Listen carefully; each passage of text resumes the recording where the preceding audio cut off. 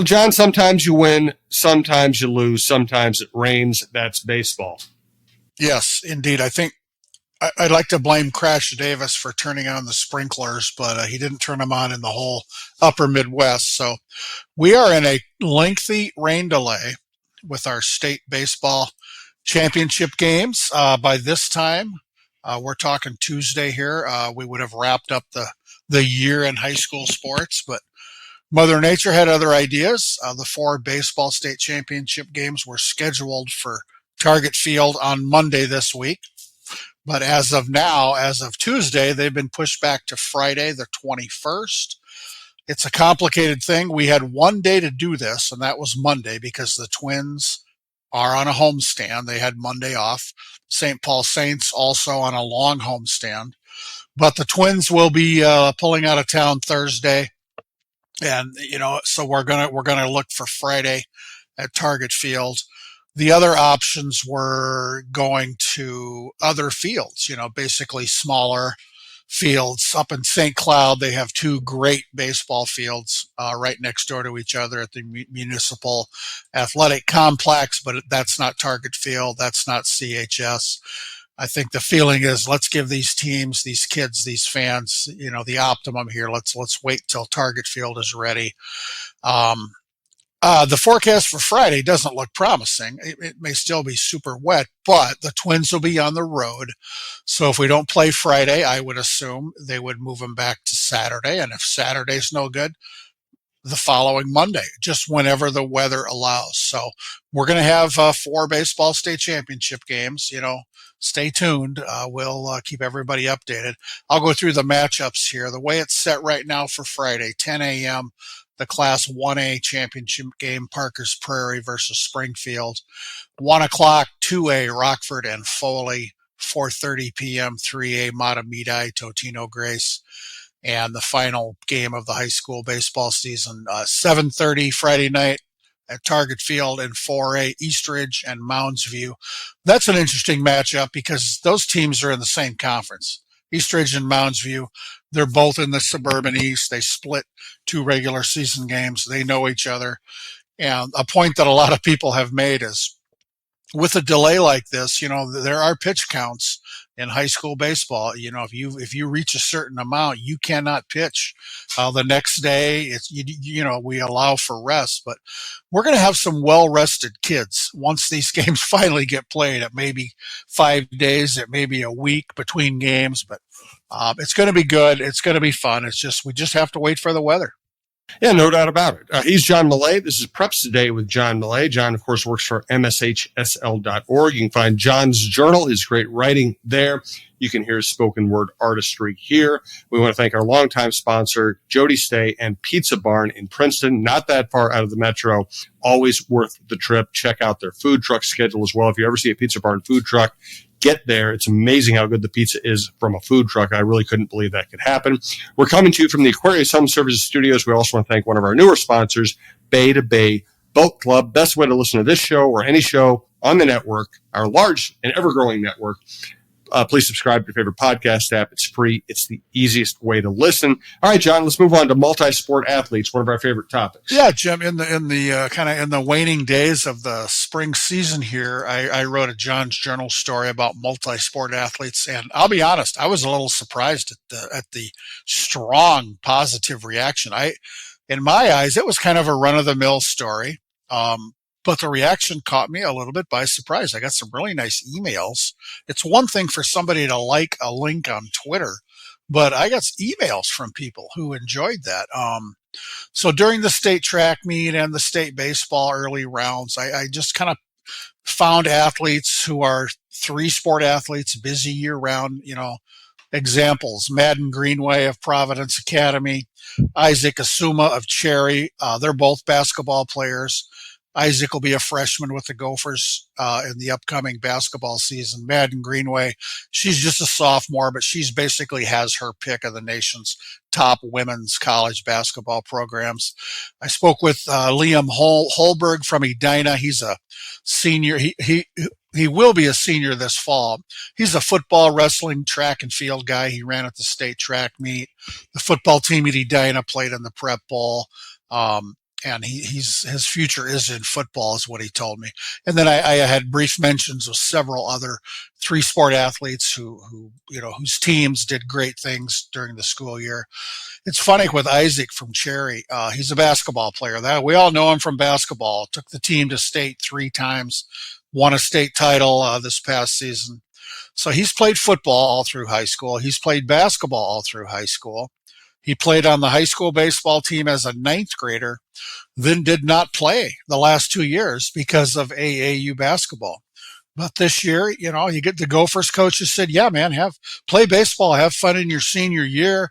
They were happy to have him back on the Cherry baseball team. He's a shortstop. He's a pitcher. He's a great athlete. No surprise there. And Cherry had an outstanding baseball season, going 24-4. They reached the state semifinals.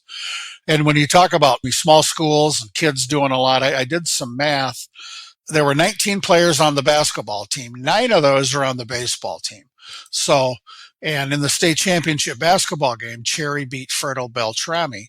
And here another multi-sport twist. Fertile Beltrami last week won the Class A boys golf state title.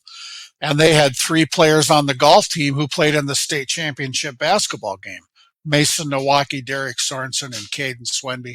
That's pretty good stuff. You know how I feel about small towns, Jim. The stuff like that's pretty good. So, and another item here, speaking of great athletes, our guy Gerard Hughes, who we've talked about a lot, we've both written about, recently graduated from Irondale, won 3 events at the state track meet. He had a big day in the long jump last week at the Nike Outdoor Nationals in Eugene, Oregon. Set a personal best in the long jump, 25 feet, 4.5 inches. That becomes the new Minnesota high school state record because in this competition, he's competing as a high school athlete.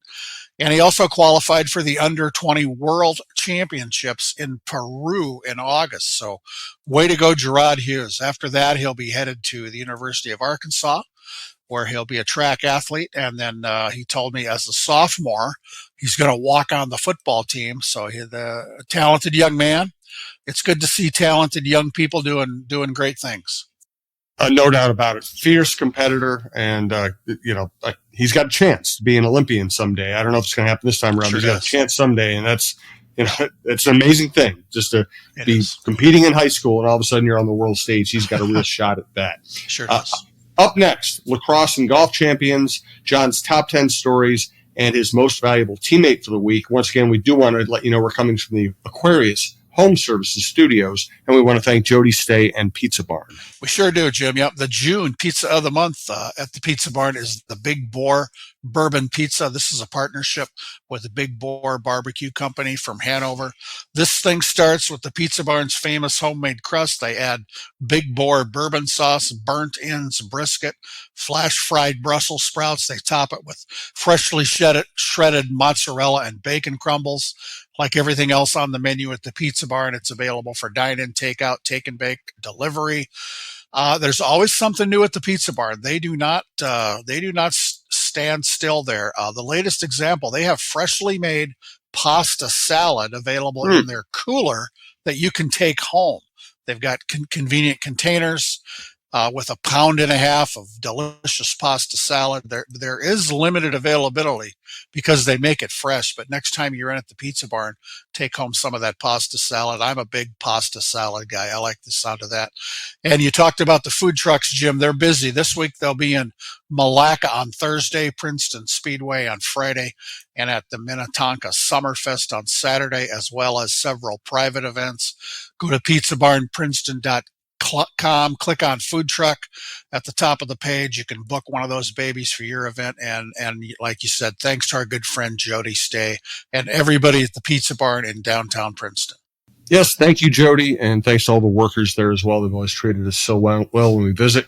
Also want to thank Beta Bay Boat Club. Great time of the year to get out on a boat. Beta Bay Boat Club offers a limited number of season-long memberships in our private club and half-day or full-day pontoon boat rentals on Lake Minnetonka. Members have the opportunity to play on luxurious pontoon boats as well as a variety of well-appointed deck boats, speedboats, and offshore boats. Our daily pontoon boats are deluxe, custom-built boats with many amenities and comfortable seating for up to 14 people. Beta Bay Boat Club, Country Club Boating, 24 years in business, and voted Minnesota's best 3 years in a row. Please visit us at BetaBayBoatClub.com for more information. We look forward to welcoming you this summer. All right, let's get to our lacrosse and golf champions. Yeah, those are the two other state tournaments that have wrapped up. We thought baseball would wrap up by now, but we'll keep watching the sky. So in lacrosse last week, they played these on Saturday. It was rainy, it was wet, but there wasn't any lightning, so that was good. And the high school league adjusted the schedules to try to beat the worst of the weather. But the state champions in lacrosse, Benilde St. Margaret's boys, Lakeville South girls, congrats to them. And in golf, this is a 3-class sport. The boys team state champs, as I previously mentioned, Fertile Beltrami in Class A, Holy Family in 2A, Benilde St. Margaret's in 3A, and in girls golf, the team champs were Fillmore Central and Dawson Boyd tying for first in 1A, Detroit Lakes in 2A, and Maple Grove in 3A. And your individual champions in girls golf were Dawson Boyd's Lindsay Lund, Lake City's Jordan Windhorse Knutson, and Owatonna's Carmen Girelli.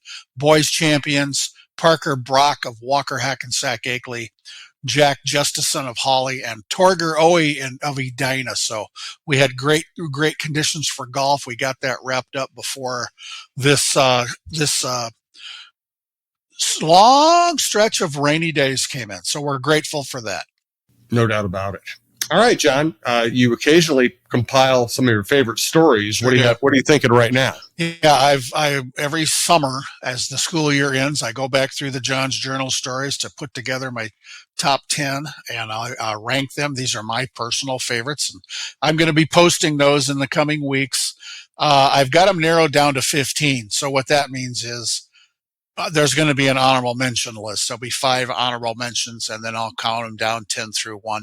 That's where I am right now. I got to get them in some kind of order. I'm spending a lot of time looking at those, trying to decide. It's just a really cool exercise.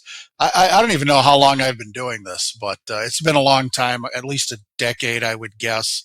So that'll be coming up in the weeks ahead. We got to get through the baseball championship games before we start the off season, and this is my first off season project before I will burn some vacation days here coming up in July, I think. So I'm trying to get everything together, and I got to come up with a top 10, and then the other 5 will be honorable mention, and we'll see what this leads to. It's always fun. Yeah, I look forward to that. It'll be a lot of fun to talk about this summer. By the way, we will continue to do shows this summer.